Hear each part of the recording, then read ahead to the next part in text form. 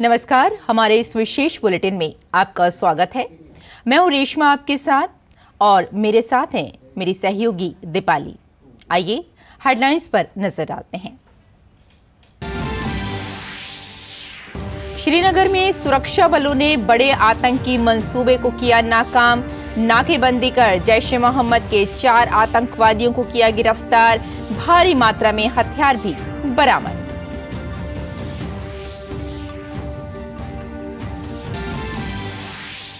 भाजपा केंद्रीय चुनाव समिति की बैठक में उत्तर प्रदेश सहित कई राज्यों के उम्मीदवारों पर हुई चर्चा। पहले चरण की बाकी बची 3 सीटों पर आज नामों का ऐलान संभव। वहीं कांग्रेस ने चौथी लिस्ट में 46 उम्मीदवारों के नामों का किया ऐलान।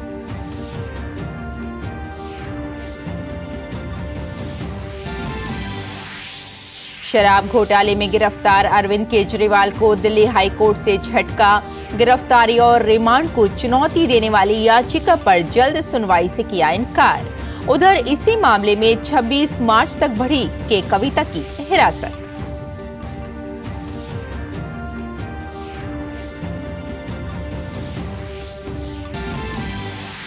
विदेश मंत्री डॉक्टर एस जयशंकर ने सिंगापुर में पाकिस्तान को लिया आड़े हाथों। कहा, प्रायोजित आतंकवाद को भारत अब बिल्कुल नहीं करेगा सहन। चीन को भी दिखाया आईना।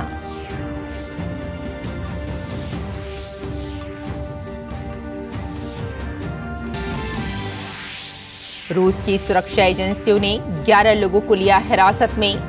कल हुए आतंकवादी हमले में मरने वालों की संख्या हुई 133, जबकि 107 लोग घायल।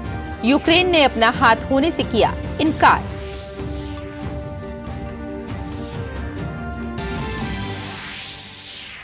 देश भर में रंगों के त्योहार होली की धूम। आज शाम को होलिका दहन।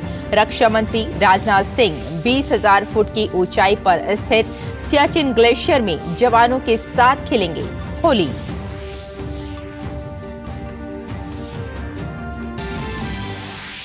आईपीएल में आज राजस्थान और लखनऊ होंगे आमने सामने। वहीं दिन के दूसरे मुकाबले में गुजरात की भिड़ंत मुंबई इंडियंस से। कल खेले गए रोमांचक मुकाबले में केकेआर ने हैदराबाद को दी 4 रन से शिकस्त। और अब समाचार विस्तार से। श्रीनगर में सुरक्षा बलों की बड़ी सफलता मिली है। कल रात यहां जैश ए मोहम्मद के एक मॉड्यूल का भंडाफोड़ करते हुए 4 आतंकवादियों को गिरफ्तार किया गया है। ये चारों आतंकी स्थानीय बताए जा रहे हैं। इन चारों को उसी समय नौगाम पुलिस स्टेशन ले जाया गया। इनके पास से 3 मैगजीन और 75 कारतूसों समेत AK-56 राइफल, 1 ग्लॉक पिस्तौल, 2 मैगजीन और 26 कारतूस समेत 6 चाइनीज ग्रेनेड भी बरामद किए गए।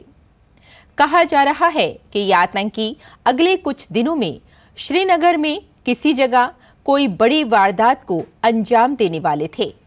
साथ ही ये कश्मीर में बने चुनावी माहौल को बिगाड़ने के लिए षड्यंत्र रच रहे थे। स्थानीय पुलिस के अनुसार विशेष अभियान दल के जवानों ने सेना और CRPF के जवानों के साथ मिलकर श्रीनगर के बाहरी क्षेत्र कनिहामा में कल शाम को एक नाका लगाया था। यहां से गुजरने वाली गाड़ियों की तलाशी ली जा रही थी। तभी एक कार ने तेज गति से वहां से निकलने की कोशिश की, लेकिन कार और उसमें सवार संदिग्धों को दबोच लिया गया। आरोपियों की पहचान मोहम्मद यासीन बट, शिराज अहमद राथर, गुलाम हसन खांडे और इम्तियाज अहमद बट के रूप में हुई है। हालांकि इसकी औपचारिक घोषणा भी बाकी है। शुरुआती पूछताछ में इन चारों ने जैश ए मोहम्मद के साथ अपने रिश्ते को स्वीकार किया है और कहा है कि वो पाकिस्तान में बैठे आतंकी हैंडलर्स के साथ लगातार संपर्क में थे। लोकसभा उम्मीदवारों के नाम तय करने को लेकर कल देर शाम प्रधानमंत्री नरेंद्र मोदी की मौजूदगी में बीजेपी केंद्रीय चुनाव समिति की बैठक हुई। बैठक में यूपी, आंध्र प्रदेश, राजस्थान, ओडिशा, पश्चिम बंगाल और महाराष्ट्र पर चर्चा हुई है। इन राज्यों की बाकी बची सीटों में अधिकतर सीटों पर लोकसभा उम्मीदवारों के नाम तय किए गए हैं। बीजेपी की बैठक में पीएम मोदी, बीजेपी अध्यक्ष जेपी नड्डा, गृह मंत्री अमित शाह सहित तमाम चुनाव समिति के सदस्यों ने हिस्सा लिया। कहा जा रहा है कि सभी सीटों के लिए उम्मीदवारों के नाम तय गए हैं, जिसे पार्टी होली के बाद जारी करेगी। सूत्रों का कहना है कि बैठक में हुए निर्णय के मुताबिक आज सिर्फ पहले चरण की बाकी बची 3 सीट पीलीभीत, मुरादाबाद और सहारनपुर सीट के उम्मीदवारों के नाम सामने आ सकते हैं। कांग्रेस ने लोकसभा चुनाव के लिए अपने उम्मीदवारों की चौथी लिस्ट जारी की है। इसमें उत्तर प्रदेश, मध्य प्रदेश, तमिलनाडु समेत कई राज्यों में 46 उम्मीदवारों के नामों की घोषणा की गई है। वाराणसी से फिर एक बार कांग्रेस ने अजय राय को टिकट दिया है। बीएसपी से सांसद रहे दानिश अली को उनके संसदीय क्षेत्र अमरोहा से, इमरान मसूद को सहारनपुर से और रामनाथ सिकरवार को फतेहपुर सीकरी से टिकट दिया गया है। मध्य प्रदेश में कांग्रेस के वरिष्ठ नेता दिग्विजय सिंह इस बार राजगढ़ से चुनाव लड़ेंगे। वहीं दिग्गज कांग्रेसी कांतिलाल भूरिया को रतलाम से उतारा गया है। छत्तीसगढ़ की बस्तर सीट से दीपक बैज का टिकट काटकर पूर्व मंत्री कवासी लखमा को प्रत्याशी बनाया गया है। वहीं दक्षिण में तमिलनाडु से 7 सीटों पर पार्टी ने उम्मीदवारों का ऐलान किया है, जिसमें कार्ति चिदंबरम को शिवगंगा सीट से टिकट दिया गया है। विदेश मंत्री डॉक्टर एस जयशंकर ने पाकिस्तान को एक बार फिर आईना दिखाया है।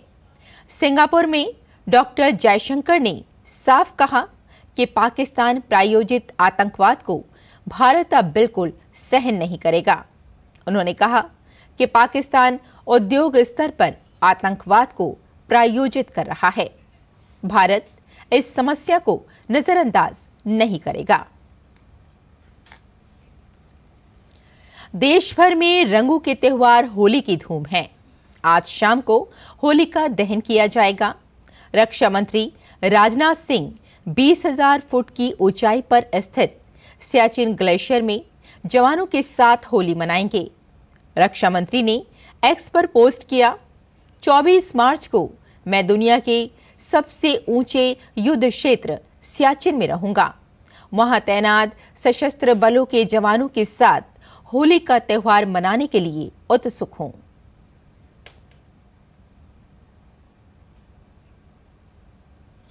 शराब घोटाले में गिरफ्तार दिल्ली के मुख्यमंत्री अरविंद केजरीवाल को हाई कोर्ट से बड़ा झटका लगा है।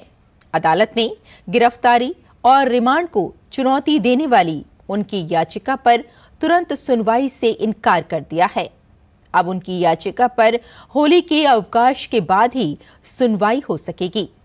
शुक्रवार को अरविंद केजरीवाल 28 मार्च तक ईडी की हिरासत में भेजे गए थे, तो शनिवार को इस मामले की एक और मुख्य आरोपी के कविता की ईडी हिरासत 26 मार्च तक बढ़ा दी गई है। बीआरएस के विधान परिषद सदस्य के कविता पर आरोप है कि वो 100 करोड़ की घूस से जुड़ी साजिश का हिस्सा रही हैं। के कविता ने दिल्ली की राउज एवेन्यू कोर्ट में जमानत के लिए भी अर्जी दी, लेकिन जमानत नहीं मिली। मॉस्को के क्रोकस सिटी हॉल कॉन्सर्ट में हुए हमले में मरने वालों की संख्या बढ़कर 133 पहुंच गई है, जबकि 107 लोग घायल बताए जा रहे हैं। रूस की सुरक्षा एजेंसियों ने 11 लोगों को हिरासत में लिया है। राष्ट्रपति व्लादिमीर पुतिन ने कहा कि संगीत कार्यक्रम में हमला करने वाले 4 लोग यूक्रेन की तरफ भाग रहे थे, जिन्हें हिरासत में ले लिया गया है। सभी बॉर्डर पार करने की कोशिश कर रहे थे। दरअसल विधायक अलेक्जेंडर खिनशेटिन ने बताया है कि हिरासत में लिए गए 11 आरोपियों में से हमले में सीधे तौर पर 4 लोग शामिल हैं। पुतिन ने देश को संबोधित करते हुए कहा कि हमले में शामिल सभी लोगों को सजा दी जाएगी, साथ ही उन्होंने 24 मार्च यानी आज राष्ट्रीय शोक दिवस मनाने की घोषणा की। यूक्रेन ने रूस में कंसर्ट हॉल पर हुए हमले में किसी भी तरह से शामिल होने से इनकार किया है। यूक्रेन के राष्ट्रपति वोलोडिमिर ज़ेलेंस्की ने वीडियो संबोधन में कहा कि रूसी राष्ट्रपति व्लादिमीर पुतिन शुक्रवार को मॉस्को के पास एक कंसर्ट हॉल में हुए नरसंहार को दोष मढ़ने के तरीके तलाश रहे हैं। ज़ेलेंस्की ने कहा कि पुतिन को यूक्रेन पर आक्रमण करने के बजाय घरेलू आतंकवाद से लड़ने के लिए अपने लोगों का इस्तेमाल करना चाहिए। और भारतीय स्टार शटलर किदांबी श्रीकांत कल रात स्विट्जरलैंड के बेसेल में स्विस ओपन टूर्नामेंट से बाहर हो गए। श्रीकांत 1 घंटे और 5 मिनट तक चले पुरुष एकल सेमीफाइनल में लिन चुन यी से 21-15, 9-21, 18-21 से हार गए। किदांबी श्रीकांत के बाहर होने के बाद स्विस ओपन में भारत की चुनौती समाप्त हो गई है।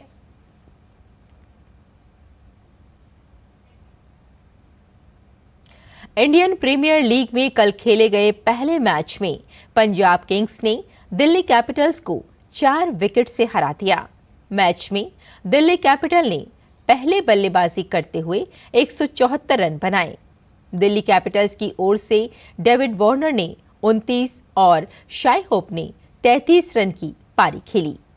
175 रन के लक्ष्य का पीछा करने उतरी पंजाब किंग्स की टीम ने 6 विकेट खोकर 19.4 ओवर में हासिल कर लिया। पंजाब की ओर से सैम करन ने 63 रन की पारी खेली। आईपीएल में कल दूसरी मैच में कोलकाता नाइट राइडर्स ने सनराइजर्स हैदराबाद को 4 रन से हरा दिया। जीत के लिए 209 रन का लक्ष्य का पीछा करते हुए सनराइजर्स हैदराबाद ने 20 ओवर में 7 विकेट पर 204 रन बनाए। तो हमारे इस विशेष बुलेटिन में फिलहाल इतना ही। मुझे और मेरी सहयोगी दीपाली को यहीं अनुमति दें। नमस्कार।